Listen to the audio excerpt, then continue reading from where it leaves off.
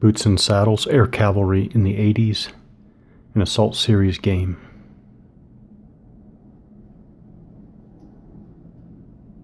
Timescale 5 minutes per turn, map scale 250 meters per hex, unit scale, platoon, and section.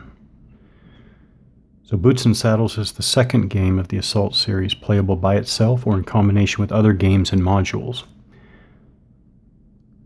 Game 1 was Assault, tactical combat in the 80s. Module 1 was Reinforcements with additional US and Soviet units. Module 2 was Bundeswehr, the East and West German armies plus rules for engineers. And Module 3 was Chieftain, the British Army of the Rhine. And so then this was game number 2, Boots and Saddles.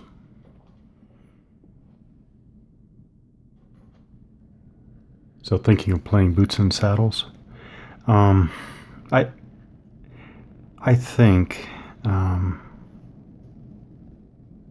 have thought recently about how I would recommend this game. Still don't want to do recommendations, but just wondering. I don't know how to express my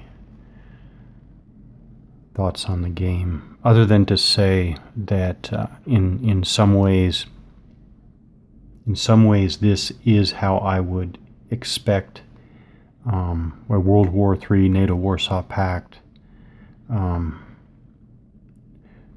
war game for this scale and scope. This is how I would expect it to be implemented.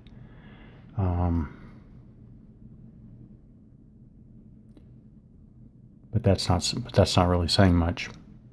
But I'm still going to leave it there, though I know it doesn't say much, because why I say that is that I was not part of the Blitz. Was it? I'll say Blitzkrieg, not Blitzkrieg.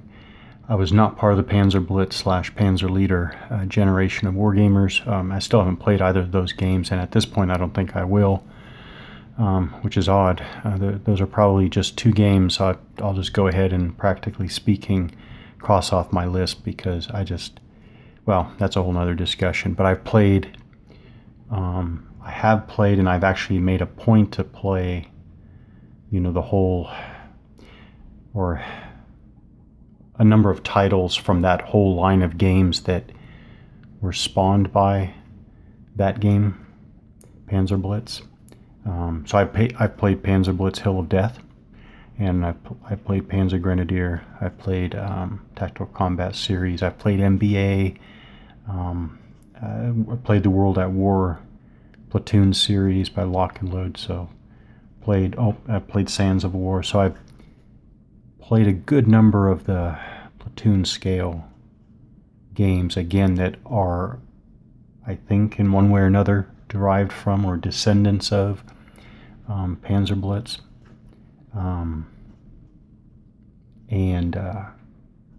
Again, having never played the original Panzer Blitz or Panzer Leader, I can kind of see somewhat in reverse, looking at this game back to what I've seen and read of Panzer Blitz, Panzer Leader, and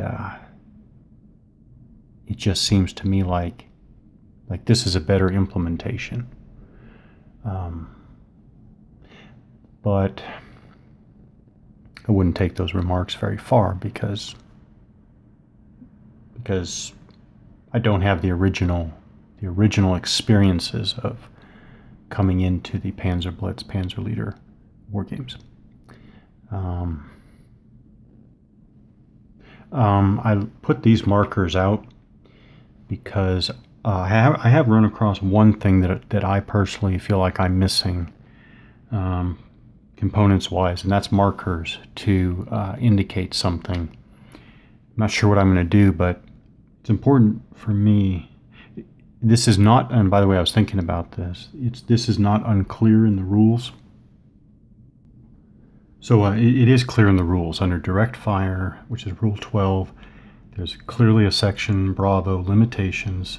Several considerations limit the ability of units to fire. And right there, number 4 in bold, movement, So the rule is a unit may not fire, and I'm repeating this. I know I went over this at least once when I first ran across it.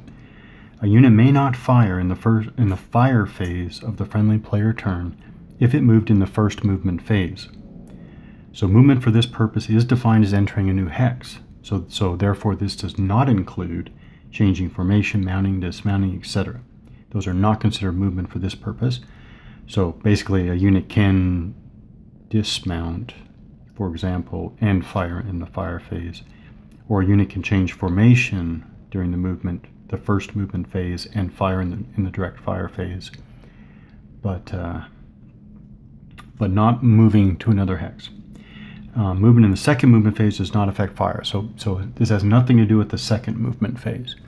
So what I'm thinking is I would want a marker to tell me that a unit moved in the first movement phase, so that I don't fire with it in the fire phase, but there are no markers for that, and so I can't put that on. I mean, I can for the introductory scenario, but that only the introductory scenario, because that's still a dummy. I mean, that's for an entirely different purpose. But I would want something like that. I've thought about, I mean, I can't put it behind because that still could be a unit in that hex with that facing. So anyways, I just put these out here to remind me to say that. But yeah,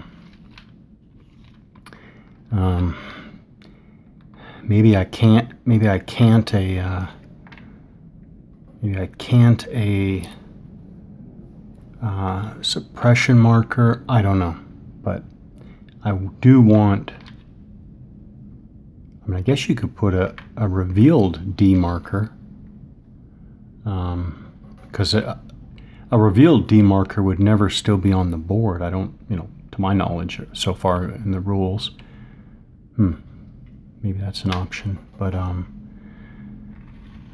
in any case, I do need to remember that units that move in that first movement phase cannot fire in the direct fire phase. Okay, so my memory aid to the side of the board tells me that it's the third turn. It's the U.S. player turn of the third game turn. So the first movement phase, basically, this is pretty simple. What I want, the Americans are not going to move at this point. So, so what I want is I want that tank platoon to go into cover, and go ahead and I also want the headquarters here with the trail platoon there to also go into cover.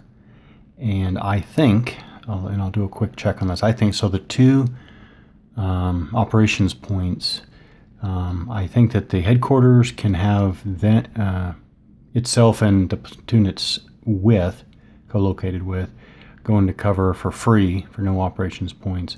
And I think the two operations points have to be given to this platoon because they do not have visual contact with the headquarters. So it's two. Let me double check that real quick. Okay, that does look right. So movement for this platoon goes into cover. They cannot see each other because of the intervening woods. Headquarters and the trail platoon go into cover. So all the Americans are in cover, ready to fight. Now I'm thinking, by the way, that the Americans should not have gone up to the top of the mountain through the woods. But, tactics-wise, I don't think they should have. They should have taken advantage of long-range fires and actually kept open fields of fire to their front. But, this is good if the game reinforces that lesson, which I do think is the right lesson, then that's a good thing. Okay, so just to review for the first movement phase, skipping things that we're not playing with, we allocated operations points.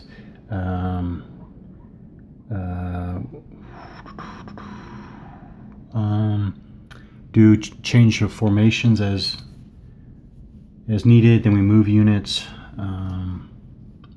And Resolve close assaults and resolve close assaults, yeah. Okay, so now we go to the fire phase. There's definitely fire. Declare all missile fire. Yeah, I can't wait to get to missile fire, but we don't have missile fire here. Not playing with spotting. Resolve all fires. Okay, so and during the fire phase, it's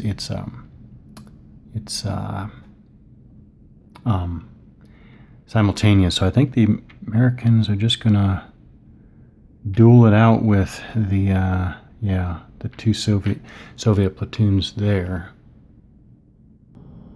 So just to finish that off real quickly, the down and dirty exchanged fire. The T-64 platoons have a rate of fire of 1, but there are 2 platoons, so that's 2. Oh, that's 4 shots. 1 per step. Okay. The American platoon was already at 1 step, so it has a rate of fire of 2, so it fired twice and missed. And the Soviets returned fire and got 2 hits with their first 2 rolls, so they eliminated the Americans. What's important here is the terrain is not relevant here for AP fire. The only thing that's relevant is both sides were under cover, so the basic range effectiveness, that original 2-hit number, is still halved and fractions are dropped. So that's what's probably the most significant factor there. It still helps the Americans that there are 4 Soviet steps in the target hex, but it's not enough to offset the Soviets being in cover. So the Americans lost their first platoon there of the fight, and so now the Soviets are going to try to close the distance quickly and get into some close assault.